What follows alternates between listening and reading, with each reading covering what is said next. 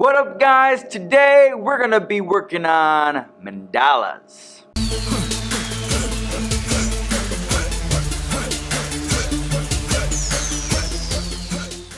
Guys, mandalas are really cool. They go back a long ways, all the way back to the 4th century. Mandalas are found all over the place in Asia. They're huge in areas like Nepal, Tibet, Indonesia. That whole area is where mandalas came from. The reason why we're going to focus on it is because it's got to do with symmetry. Not just any symmetry, but radial symmetry. Guys, your past experiences with symmetry in my classroom had to do with something that would be symmetrical from side to side, such as the human face or butterfly wings. With mandalas, it has to do with radial symmetry, which means that it repeats in a circle. Guys, mandalas are really cool because to the human eye, it creates harmony, balance, and there's something beautiful about it because of its repeating nature. So I'm going to take you through the steps that it takes in order to create a pretty cool looking mandala. So here we go. Alright, to be able to do our mandalas successfully, what we need is we need a piece of paper, we need a tracing template, we need salt, we need watercolor paints, you're going to need a bucket of water and some paint brushes, a ruler, and along with some glue. Alright, so to get started, one thing you need to remember is with this project, you're going to want to draw lightly because there are going to be lines that you're going to want to erase. If you're not able to erase the lines, then you're going to have to go back over your lines with glue. So, I'm going to place down my tracing template. I'm going to trace around the edge. I've got these areas marked, so I'm going to place just a little mark on those areas because I'm going to use those to be able to measure with a ruler. Straight lines across, so it creates a nice pie. And then I've got my dots right here. I'm going to place one pencil right in the middle. I'm going to take my other pencil and I'm going to trace around. Go to the next one, trace around.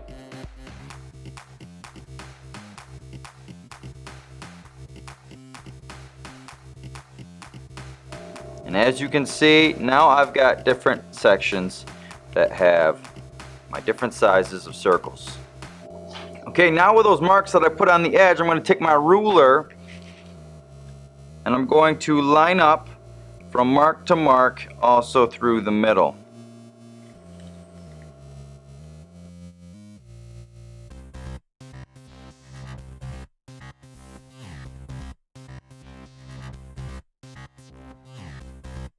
Now that I have my traced circles and my circle divided by my lines, now what I can do is start designing inside one of these pie sections of my circle.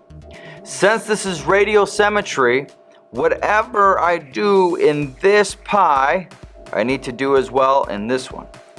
And I need to repeat it as well in this one. And so forth all the way around, so therefore it is that radial symmetry of things repeating over and over and over again. Alright, so I'm going to start off by placing in a curve right here, and since I did a curve there, I need to do a curve here and then all the way around, so therefore it's the same. As you can see, I'm a smidge off. I started a little further out, and then as I worked around, I kind of went in, so I'm going to go ahead and fix it just a little bit. I don't think it's going to take very much, but we really want it to be as close as possible.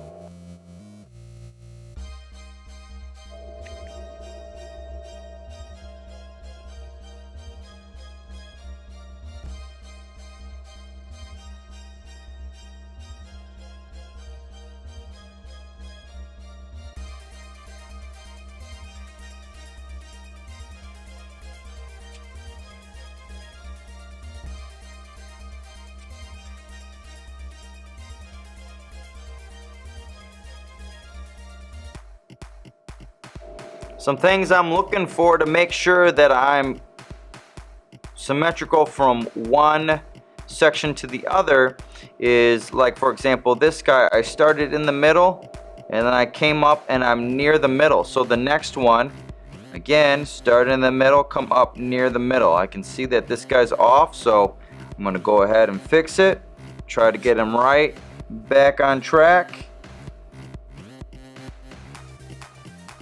And that's much better.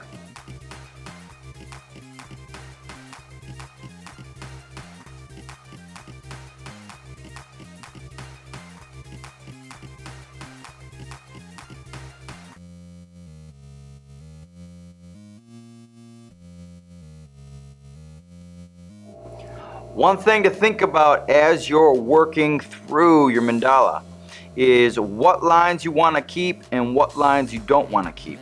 So what I mean by this is there are some lines within your circle that you might want to keep, and there's other lines that you might not want to keep. So for example, this circle that I added here, I'm going to keep that and have these petal looking like designs to be almost as if they're being overlapped by this circle here. These lines that are dividing the circle, by the end, I'll probably want to have those erased. So it looks more like this. These petal-like structures, I'll probably keep the lines that divide them. So you have to start thinking on what lines you want to keep and what lines you're probably going to want to have erased. Again, for example, those lines that are in the middle of those petal structures, I'm not going to want those. Okay? The other thing is that you are designing with the intention of tracing over everything with glue. So that means, am I going to want designs that are really, really, really small? Or am I going to want designs that are feasible for tracing with glue? You're going to want lines that you can trace with glue. So you're not going to want your designs to be too small. This design here, that's pushing it. This is going to be a little tough to do with glue. I'm still going to do it. I'm still going to attempt it. I think I can do it. But that's an example of something that might be pushing that size that's too small. So I'm just going to keep doing what I'm doing and keep designing my mandala. Here we go.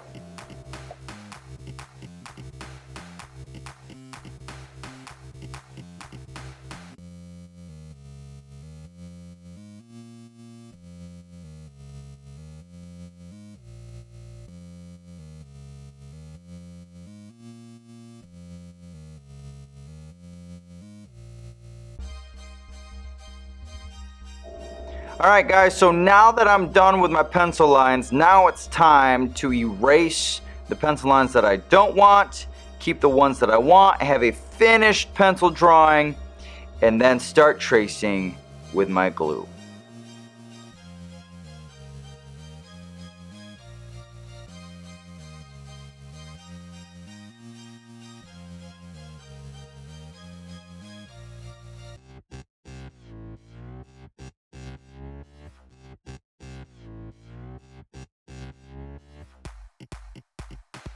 Now that I'm done erasing, now it's time to trace with glue.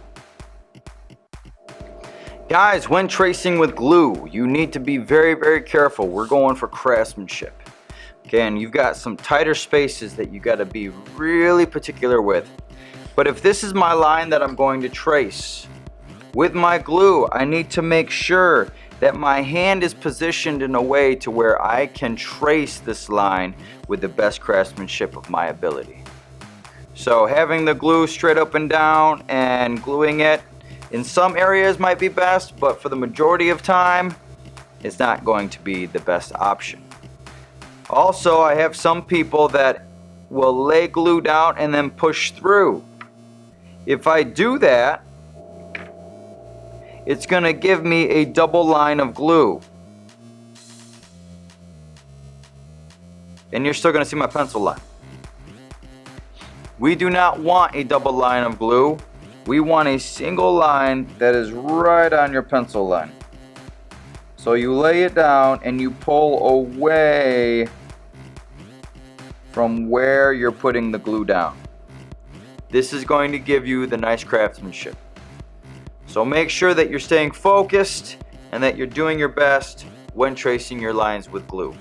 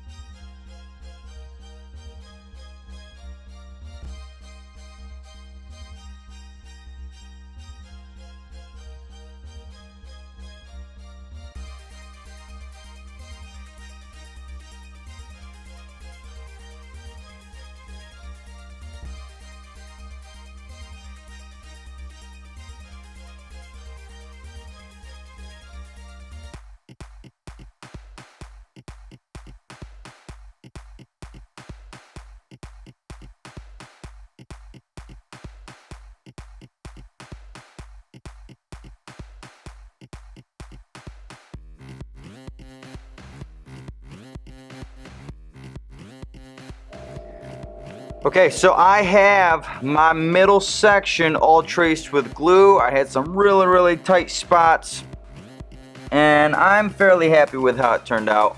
But now I'm going to show you the next step, because at any point in time, if you're gluing and you need to stop, or if you need to take a break, or whatever the case may be, you need to complete the next step before you officially stop. The next step is to add salt to your glue.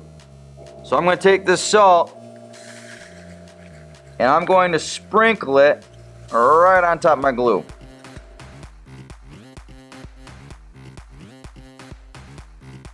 And then very carefully, I'm going to take it off.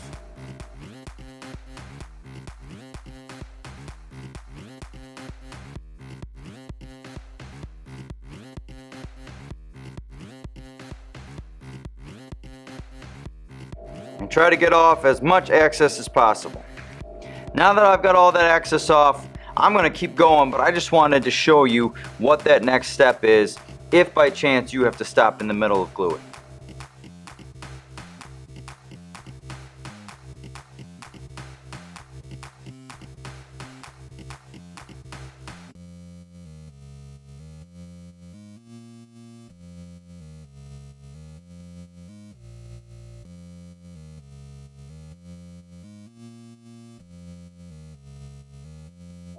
Now that I've traced all the lines that I want, now it's time again to add on the salt and then to get all that excess salt off.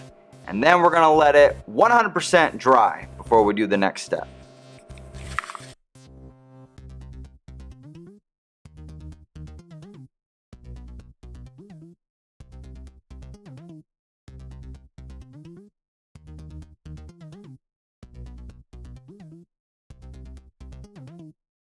Alright, now that my glue's dried, now it's time to add on the paint. What I have here is I've got my watercolor colors here, and I'm going to carefully drip watercolor inside my glue area, and you're gonna see that the salt just absorbs the color.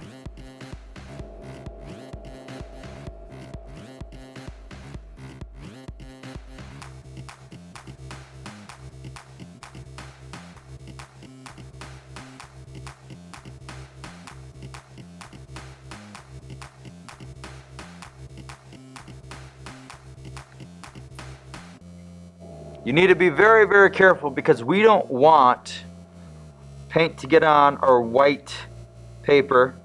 We want to make sure that it stays nice and clean only on the salt.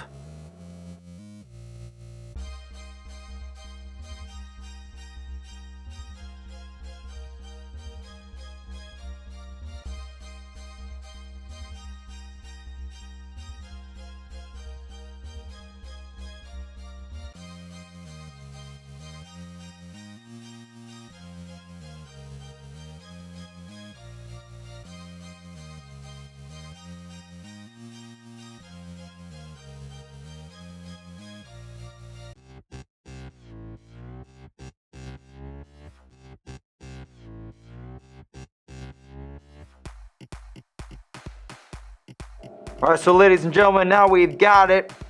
We've got the salt watercolor painted. And now it's time for the very last step. Alright, my next step, what I'm going to do is I'm going to take a little piece of charcoal. And I'm going to take my brush and I'm going to rub that charcoal on the tip of my brush. And then what I'm going to do is I'm going to pick spots that are going to create a shadowed look. So like right here, I'm going to create a shadow right in there.